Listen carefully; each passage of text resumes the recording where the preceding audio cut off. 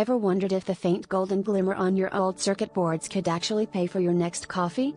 It's a tantalizing idea, the tech in your junk drawer holding secret treasure. But is there really enough gold hiding inside your discarded electronics to make a difference, or is this just another internet myth? Stick around as we unravel the surprising truth behind the gold in your gadgets. Gold isn't in your electronics by accident. Manufacturers use it because it's the ultimate team player, extraordinarily resistant to corrosion, a fantastic conductor, and incredibly reliable for tiny, high-stakes connections. That's why you'll find gold precisely where it counts most, in delicate CPU pins, the edge connectors of RAM sticks, server boards, and even the tiny contacts inside connectors.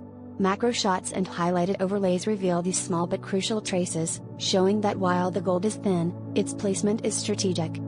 But how do industrial recyclers actually retrieve this gold?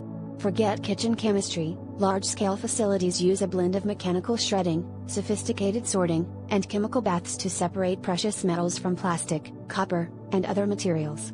Animated diagrams can illustrate how boards are crushed, components separated, and gold extracted in controlled environments, minimizing risk but maximizing efficiency.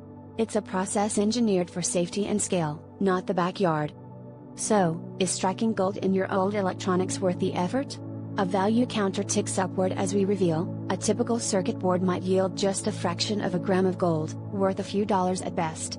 Large-scale operations process tons of e-waste to turn a real profit, but for individuals, the time, risk, and environmental concerns far outweigh the reward.